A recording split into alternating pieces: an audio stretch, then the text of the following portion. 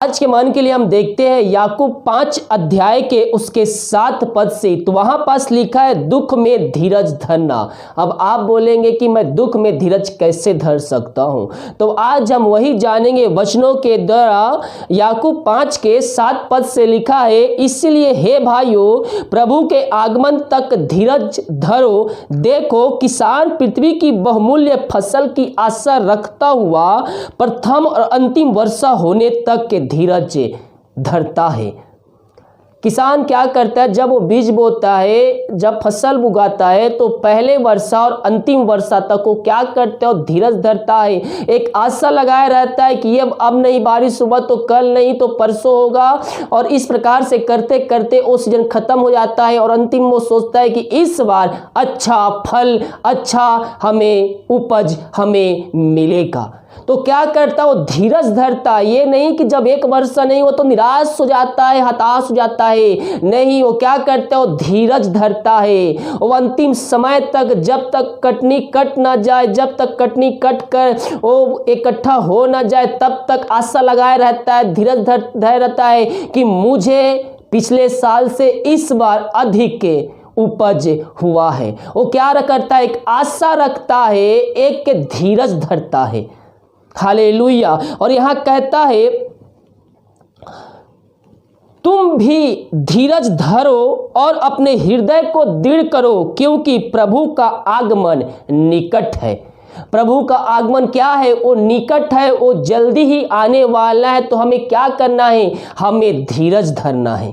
किस बात के लिए, जब हम प्रभु से प्रार्थना करते हैं, और बहुत से लोग आज प्रार्थना करेंगे कल ही उनको उत्तर मिलना चाहिए। नहीं मेरे प्रियो, जब हम प्रभु को उपस्थिति में आते हैं, तो हम जब उससे प्रार्थना करते हैं तो हमें धीरज धरना है, हमें आशा रखना है कि प्रभु आज नहीं तो कल, कल नहीं तो परसों हमें उसका प्रतिफल देगा।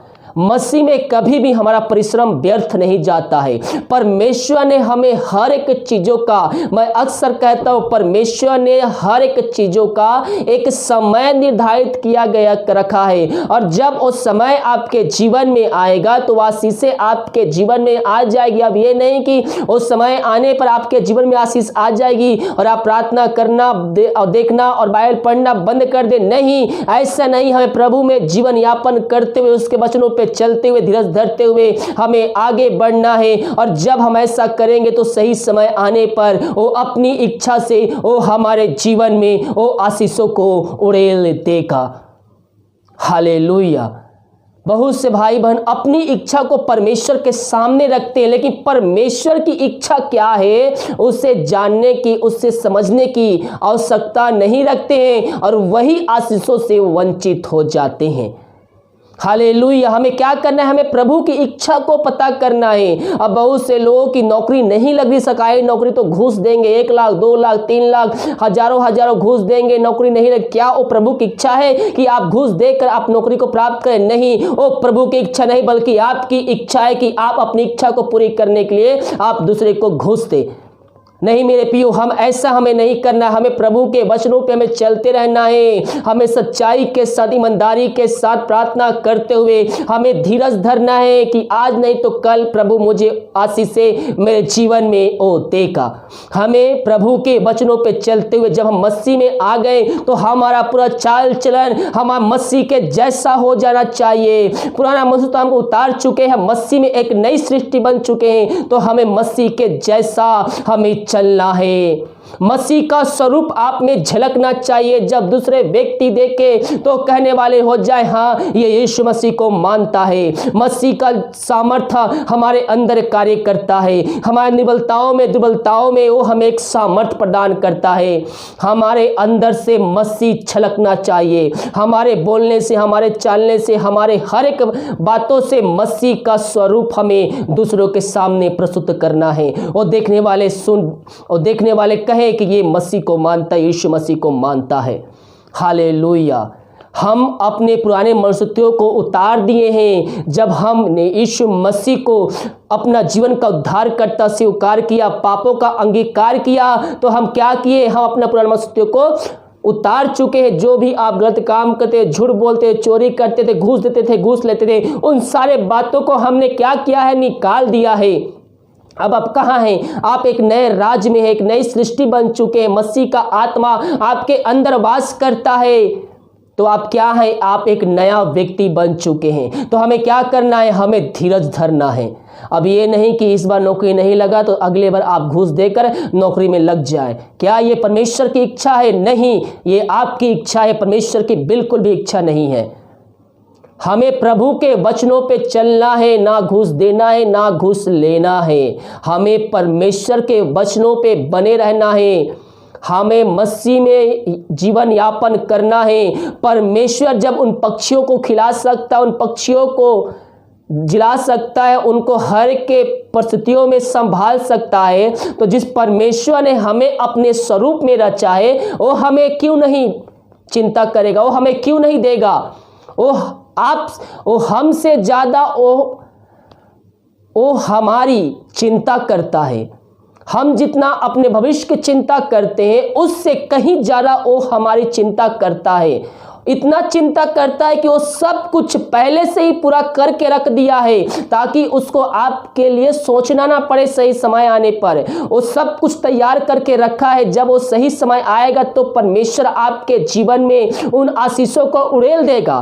तब तक हमें क्या करना है? हमें धीरज धरना है, हमें आशा रखना है, परमेश्वर के वचनों पर विश्वास करते हुए, उससे प्रार्थना करते हुए। लेकिन बहुत से भाई बहन विश्वास में कमजोर हो जाते हैं। जब उनको प्रार्थना का उत्तर नहीं मिलता है, 2 दिन 3 दिन 4 दिन महीनों सालों से प्रार्थना नहीं मिलता, तो परमेश्वर से वो दूर हो जाते हैं। बाइबल कहती है, प्राण दे तक विश्वास रख तो मैं तुझको जीवन का मुकुट दूंगा। परमेश्वर हमारे जीवन में कभी कभी परीक्षाएं भेजता है कि ये जो मेरा बेटी है, जो मेरी बेटा है, ये कब तक धीरज धर सकते हैं? क्या ये अभी इनके जीवन में ऐसी समस्याएं आ जाए कि इनको प्राण देना पड़े मेरे खातिर, तो क्या उन समय में भी ये मुझ पर विश्वास कर सकते हैं या नहीं कर सकते हैं? इन बातों को जांचता है वो। तो हमें क्या करना है? विश्वास में दृढ़ होना है और मसीह यीशु में हमें जड़ पकड़ते हुए हमें आगे बढ़ना है। हालेलुया। 2 कुरिन्थियों 13 अध्याय के उसके 5 पद में लिखा है, अपने आप को परखो कि विश्वास में हो कि नहीं। अपने आप को जांचो, क्या तुम अपने विषय में यह नहीं जानते कि यीशु मसीह तुम में है? प्रभु का वचन क्या कहता है? अपने आप को परखो कि तुम विश्वास में हो कि नहीं। अगर आपके अंदर विश्वास नहीं है तो आप मसीह यीशु के जन नहीं है। यहां कहता है, अपने आप को परखो कि विश्वास में हो कि नहीं। अपने आप को जांचो, क्या तुम अपने विषय में यह नहीं जानते कि यीशु मसीह तुम में है? नहीं तो तुम जांच में निकम्मे निकले हो। अगर आप विश्वास में नहीं हो तो आप क्या है? आप निकम्मे हैं, आपके अंदर मसीह यीशु नहीं है। हमें विश्वास करते हुए प्रभु के वचनों पे हमें चलना है मेरे प्रियो।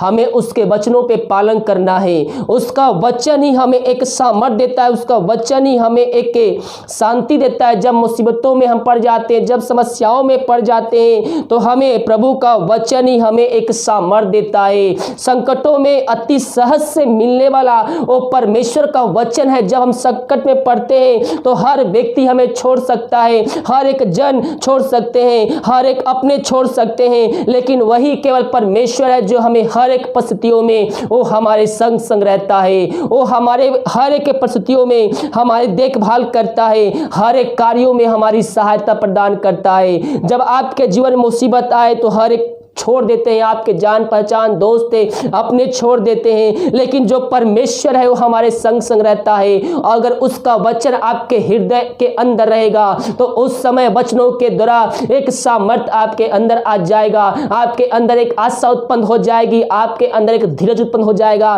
कि परमेश्वर मुझे यहाँ भी बचाने के लिए, यहाँ से निकालने के लिए, इन बुरी समस्याओं से निकालने के लिए मुझे तात्पर्य है। तो कह रहा हूँ, आपका विश्वास ही आपको उस समय बचाएगा। अपने आप को जांचिए, अपने आप को परखिए, क्या आप विश्वास में कायम है। हालेलुया। हमने मसीह में एक नया जीवन यापन किया है, तो क्या आप मसीह यीशु में नया जीवन जी रहे हैं या अभी भी पुराने जीवन में आप जी रहे हैं? अगर आप पुराने जीवन में जी रहे हैं, परमेश्वर ऐसे बहुत से व्यक्तियों से बातें करना चाहता है और कहना चाहता है कि अपने पुराने चाल चलन से फिरो और परमेश्वर की ओर आओ। अगर आप मसीह यीशु को जान गए हैं और अभी तक आप पुराना जीवन लेकर बैठे हुए हैं तो आप में मसीह नहीं है। आज ही पुराने मसीहियों को निकाल फेंकिए और मसीह में एक नया सृष्टि को जिए, मसीह में को पहन लीजिए। उसका आत्मा आपके अंदर वास करता है और जो व्यक्ति उस आत्मा को शोकित करेगा परमेश्वर उसको कभी भी माफ नहीं करेगा। मेरे प्रियो, हम पवित्र आत्मा को शोकित ना करें। जब मसीह यीशु को हम जान गए हैं तो हम मसीह में एक नई सृष्टि जिए। हाँ, डाह, जलन, भावना इस सब अपने हृदय से निकाल दीजिए और एक बच्चे की नाई अपने हृदय को बना लीजिए। उसके वचनों पर चलने के लिए उससे प्रार्थना कीजिए। परमेश्वर आपके हृदय में वास करता है और सही समय आने पर आपको हर एक आशीर्वाद तृप्त करेगा। हम मसीह में हम बने रहें, हम प्रार्थना पूर्वक हम आगे बढ़े, वचनों को अध्ययन करते हुए हम आगे बढ़े। परमेश्वर सही समय आने पर हमारी जरूरतों को पूरा करने के लिए तत्पर है। ओ हालेलुया, हालेलुया। प्रभु जी, इन सारे भाई बहनों को हम तेरे हाथों में सौंपते हैं। ये जो वचन सुने हैं पिता, इनके जीवन 30 गुना, 60 गुना, 100 गुना फलवंत होने पाए पिता। पवित्र आत्मा की सहायता प्रदान कर प्रभु जी, ये वचनों पे चल सके पिता, ये अंतिम क्षणों तक धीरज धरने वाले हो जाए पिता परमेश्वर। यही हम प्रार्थना करते हैं। इन सबके जीवन पिता तू आशीष भेजने जा रहा है पिता। जो भी समस्याएं कष्टों में पड़े उन सभी समस्याओं को, कष्टों को तो निकालने जा रहा है। धन्यवाद देते पवित्र आत्मा की सहायता प्रदान कर पिता। वचनों को पढ़ने, वचनों को समझने में इन सबकी सहायता प्रदान कर। यही प्रार्थना करते, प्रार्थना सुना। धन्यवाद यीशु के नाम पिता जी आशीष मांगते हैं, शून्य दया से रहकर। आमीन, आमीन और आमीन। हालेलुया। इन वचनों की तरफ प्रभु हम सबको आशीष प्रदान करें। हम वचन पे विश्वास करने वाले हो जाए। हम वचन इधर से सुने, इधर से नहीं बल्कि इधर से सुने और हमारे हृदय में रहना चाहिए, तो ही परमेश्वर हमें आशीष प्रदान करेगा। हालेलुया। वीडियो को लाइक, कमेंट तो सरिए ताकि और भी लोग मसीह यीशु को जान सके। मसीह में हमारा परिश्रम कभी भी व्यर्थ नहीं जाता है। अगर आप वीडियो को शेयर करते, वचनों को शेयर करते हैं तो लोग उसको देखकर आशीष को प्राप्त करेंगे और अपने जीवन का उद्धार करता प्रभु यीशु मसीह को स्वीकार करेंगे तो प्रभु उसके बदले आपको आशीष प्रदान करेगा। हालेलुया। God bless you.